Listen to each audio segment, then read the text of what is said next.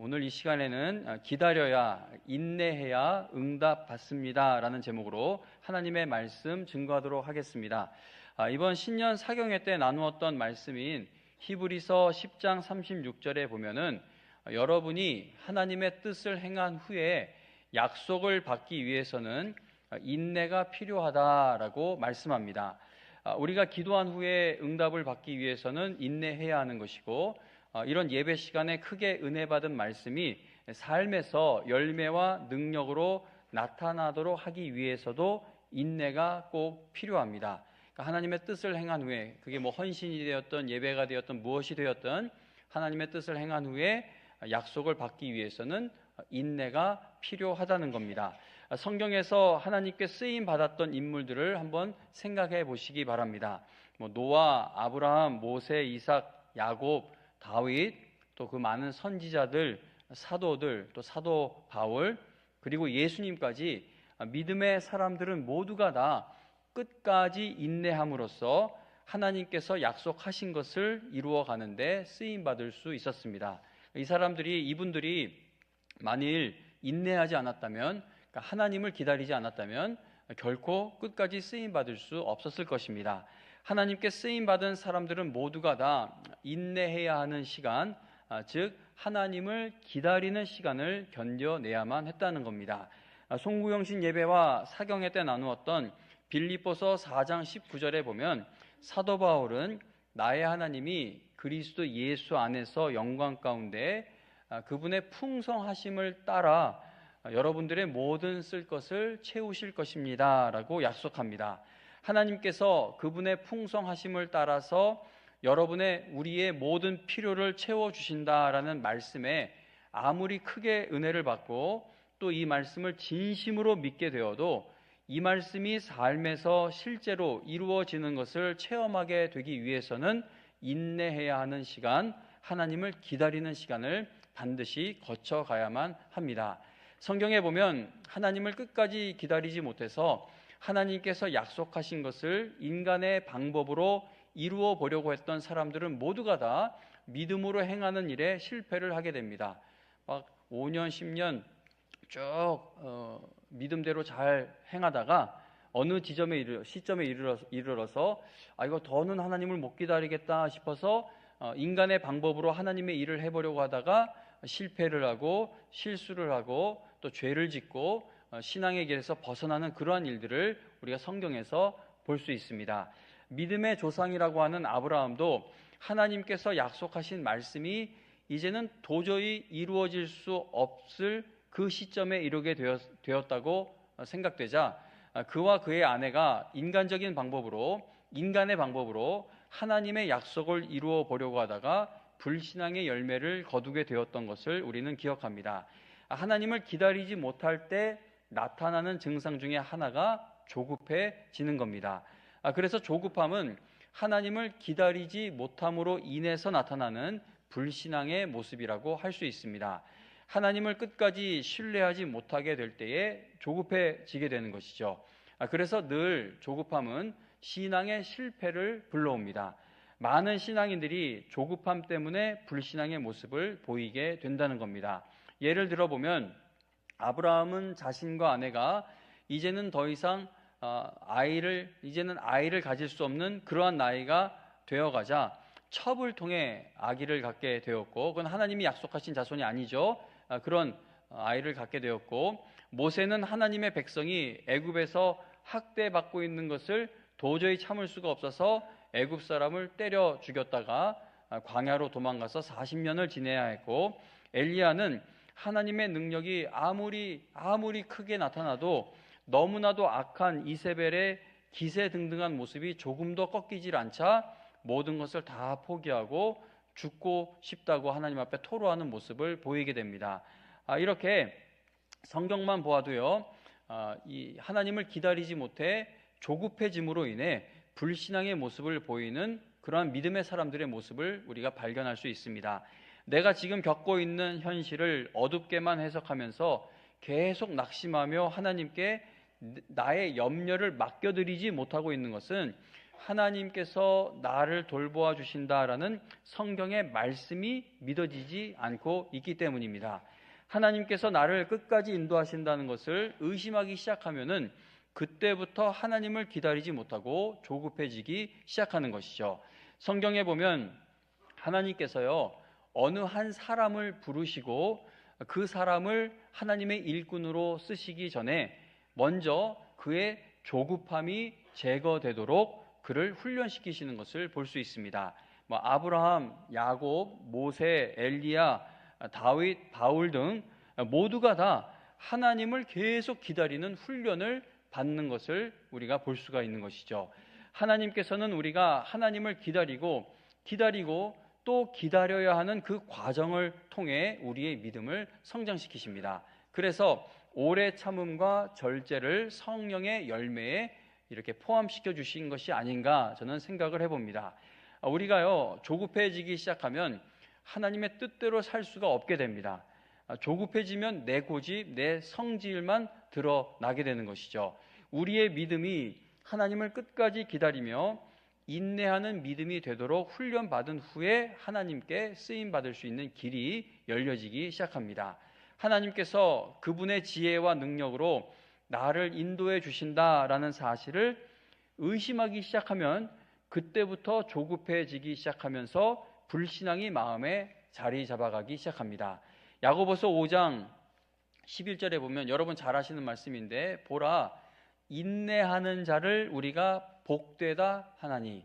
인내하는 사람이 복되대요. 왜 복되냐 하면 너희가 욥의 인내를 들었고 주께서 주신 결말을 보았거니와 주는 가장 자비하시고 긍휼히 여기시는 이시니라 라고 말씀합니다. 자, 지금 읽어드린 이 말씀에서 인내하는 자가 복되다라고 하는 이유가 무엇입니까?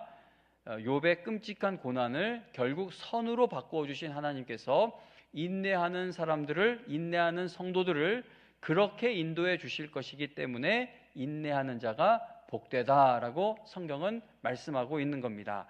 지금의 상황이 아무리 안 좋아 보여도 하나님은 하나님께서 계획하고 계시고 또 약속하신 모든 일들을 반드시 이루어 가실 것이다 라는 이 사실을 믿을 때에 우리는 인내할 수 있게 되고 조급함에서 벗어날 수가 있게 될 것입니다. 하나님을 끝까지 기다리는 성도, 즉 인내하는 성도는 반드시 하나님께 쓰임받는 길이 열려지게 됩니다. 창세기에 나오는 요셉 이야기를 한번 생각해 보겠습니다.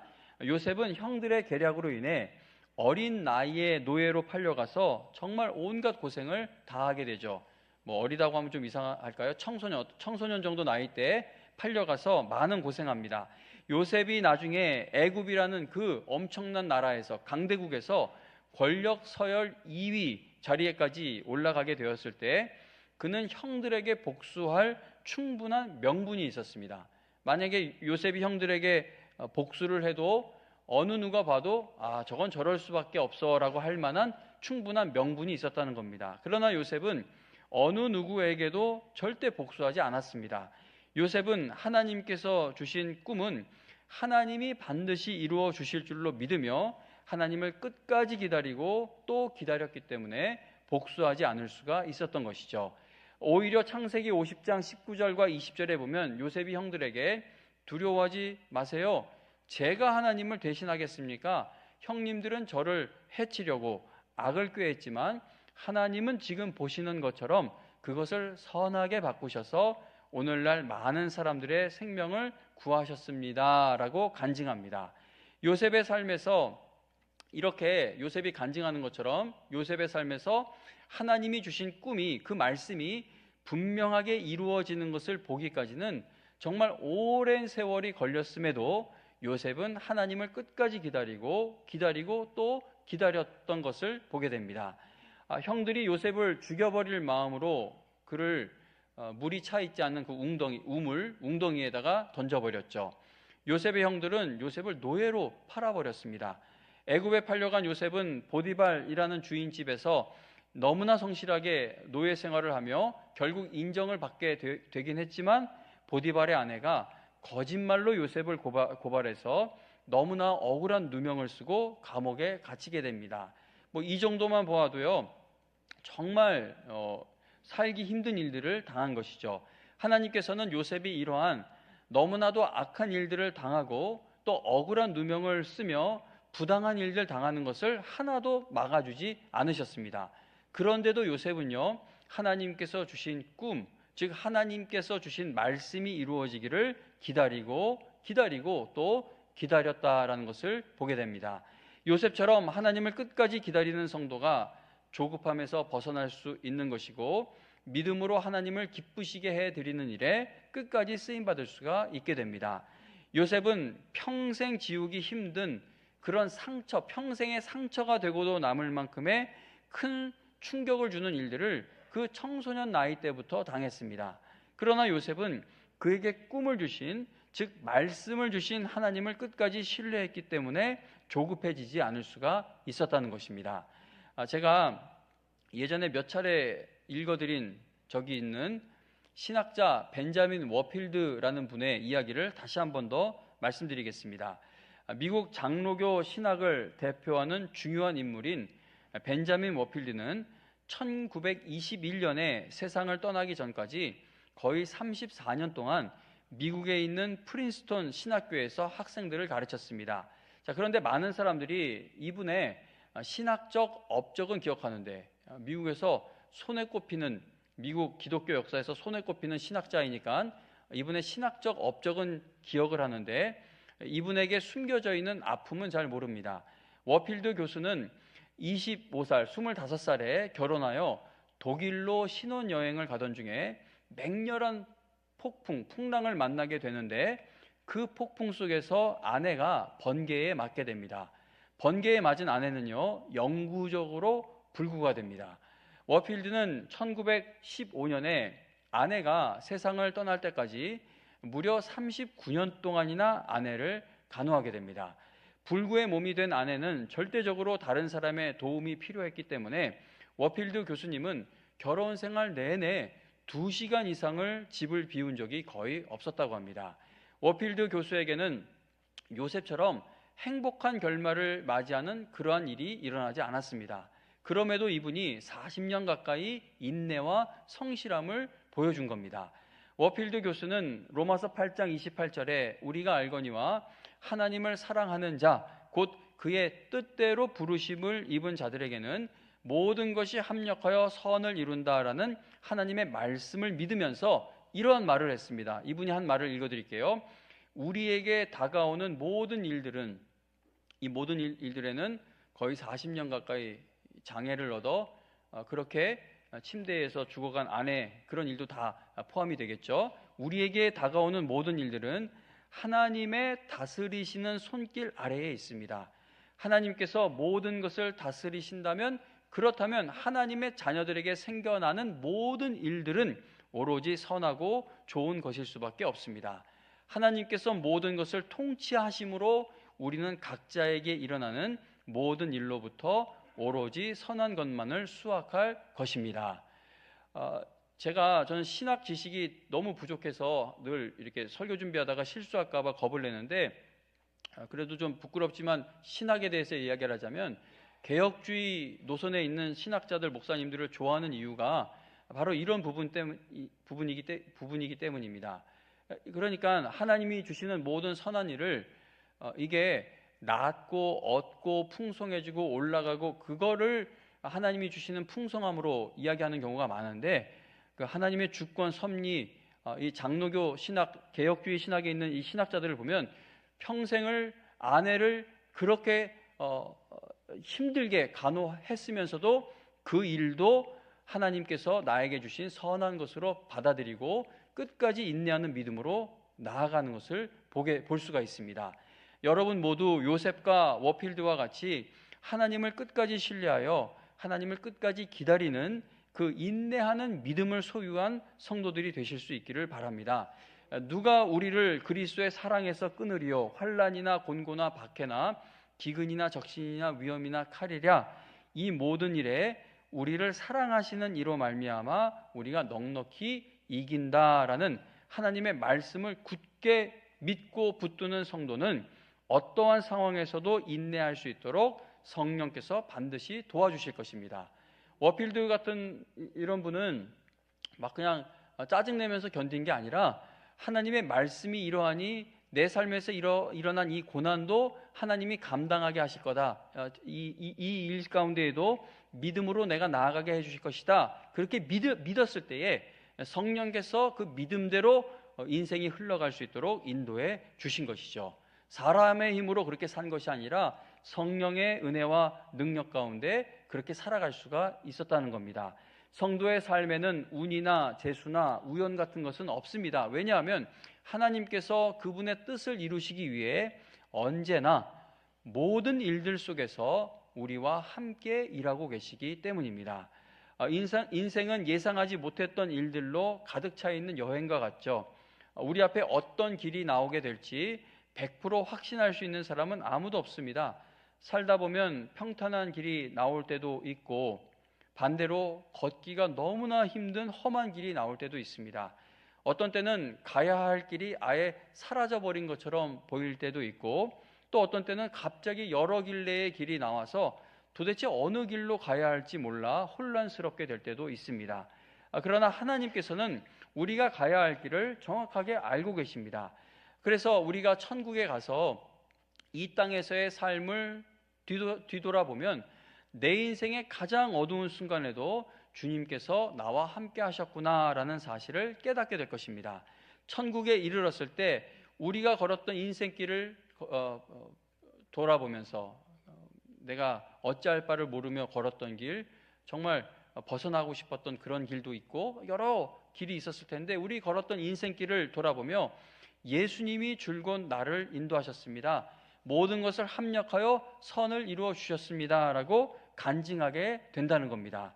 그러므로 성도님 여러분, 어떠한 일을 만나도 하나님을 사랑하는 자, 곧 그의 뜻대로 부르심을 입은 자들에게는 모든 것이 합력하여 선을 이룬다는 하나님의 말씀을 굳게 믿으시고 하나님을 끝까지 기다리시는 여러분 모두 되시기를 간절히 바랍니다.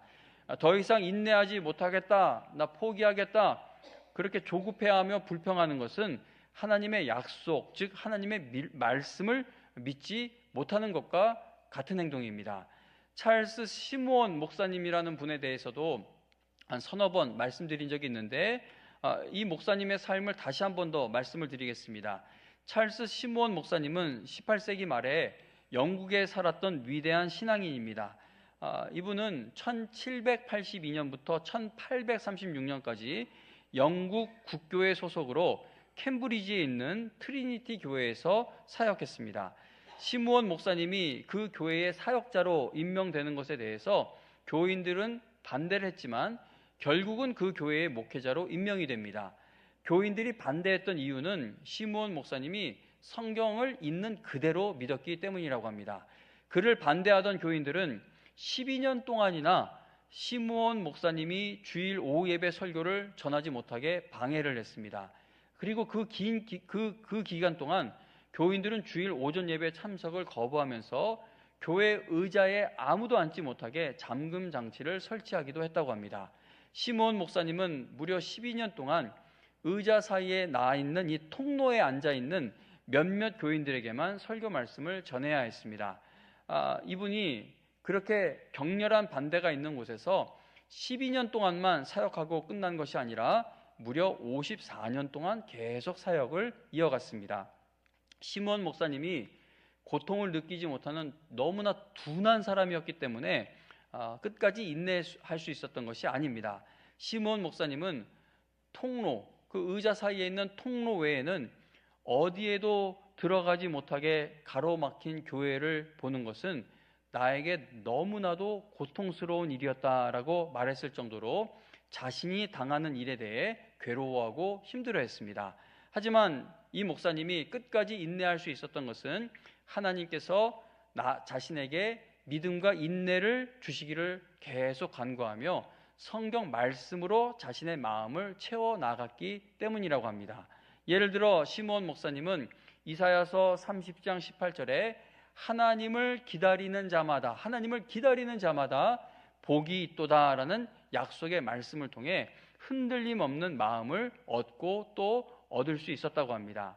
그러니까 시므온 목사님은요, 하나님을 기다리며 계속 인내하면서 나아가면 하나님께서 자신의 사역에 이 좌절감을 능가하는 복을 주실 것이다 라고 믿었던 것입니다. 이렇게 하나님의 말씀은 우리의 불신앙을 억누르고 조급해지는 마음을 제압하는 놀라운 능력이 있습니다. 인내하지 못하는 것, 하나님을 기다리지 못하는 것은 우리 심령에 말씀이 없기 때문일 때가 많습니다.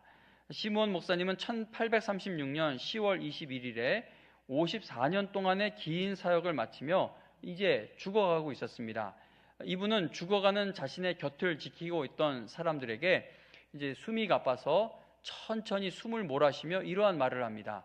사랑이 많으신 하나님 아버지의 품 안에 있으므로 나는 아무 염려도 없습니다. 나는 오직 그분의 신실함과 불변함 그리고 진리만을 볼 뿐입니다. 나는 최고로 평안합니다. 이보다 더 완전한 평안함은 어디에도 없습니다.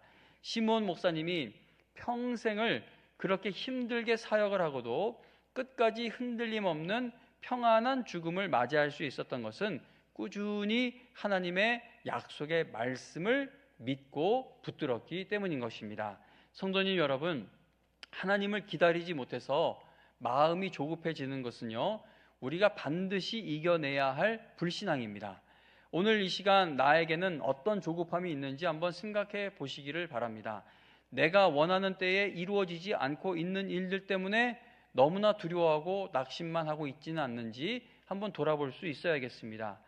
성도님 여러분, 우리가 애국해야 하고 우리 조국 대한민국을 사랑해야죠. 그리고 지금 일어나고 있는 이 참담한 일들 앞에서 또 각자가 갖고 있는 의견이 있을 수도 있습니다. 그러나 그래도 법이 있는 나라인데 한쪽이 법을 어긴다고 같이 무력으로 난장판을 만드는 것은, 그러니까 적어도 그리스도인들이라면 내가 그런 행동을 하게 될 때에 이거는 이 엉망진창의 일 가운데에도 하나님이 이 나라를 붙들어 주실 것이다라는 확신이 사라져 조급함에서 나오는 행동은 아닌가 한번 돌아볼 필요가 있다는 겁니다. 근데 감사합니다 장로님. 근데 이렇게 말하면 되돌아오는 말을 제가 알아요. 너 같은 놈만 있으면 이 나라 망한다고. 너 미국 가기 싫냐고 막 고소한다고 그러고 막 할 수도 있고 그러는데, 성도님 여러분, 탄핵 반대 찬성 그걸 말씀드리는 것이 아니라 이게 우리 마음이 너무 과격해질 때는 성경에서는 그 마음을 하나님의 성품을 닮은 마음으로 절대 이야기하지 않습니다. 다윗이 사울 왕을 대할 때 그 모습을 보세요. 그리고 그 아들놈이 그 나쁜 일 저질러서 급히 도망갈 때 따라오면서 막 욕하는 자를 보면서도 하나님이 처리해 줄 것을, 심판하실 것을 얘기하면서도 그의 마음이 절제가 되고 이 컨트롤이 됐던 그 신앙인들의 모습을 한번 볼 때에 저도 화가 나고 막 욕 같은 게 나오려고 하기도 하지만 한번 우리가 보자는 겁니다. 이게 하나님은 이걸 지금 하나님이 이 일을 처리해 가시는 게 마음에 들지 않아서 우리가 인간의 힘으로 어떤 무력으로 이 일을 해야만 한다는 어떤 조급함에서 나오는 행동은 아닌가? 제가 맞다는 게 아니라 그런 불신앙은 아닌가? 한번 깊이 고민해 볼 필요는 있다라고 이렇게 벌벌 떨면서 조심스럽게 한번 말씀을 드려봅니다. 심각해서요. 심각해서 이렇게 말씀을 드려봅니다.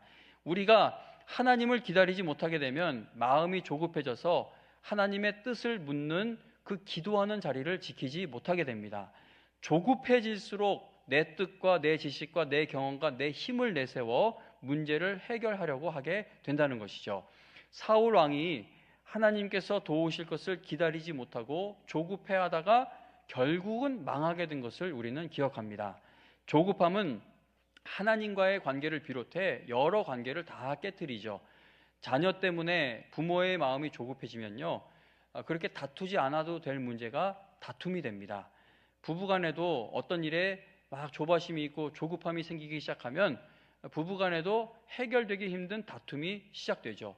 회사나 교회에서 조급한 사람 만나는 것은 너무나 괴로운 일입니다.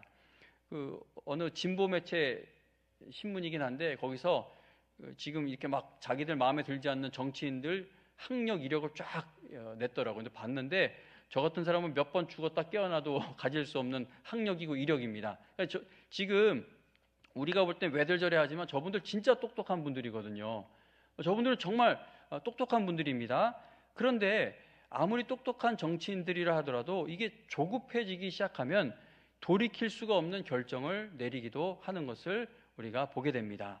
성도는 모든 일들을 기도하면서 풀어가야 하는데 하나님을 기다리지 못하여 조급해지기 시작하면 기도하는 시간은 다 생략해버리고 내 경험과 지식과 힘을 가장 먼저 앞세우게 되는 것이죠.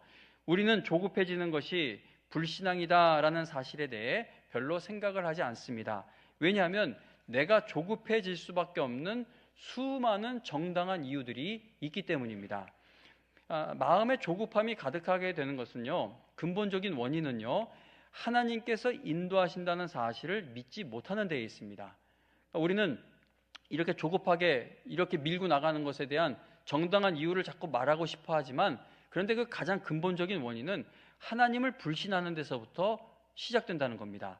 하나님을 기다리지 못하여 조급해지기 시작하면 영적 분별력이 흐려지게 되죠. 그러니까 예를 들어 하나님을 기다리지 못하면요, 예언 기도하는 사람들을 찾아다니게 되기도 하고, 심지어 하나님을 믿는다고 하면서도 무속인을 찾아가는 성도들도 생기게 됩니다. 왜냐하면 기다리지 못하겠으니까요. 조급함 때문에 하나님께서 허락하시지 않는 방법으로 일을 해결하려고 하게 된다는 겁니다.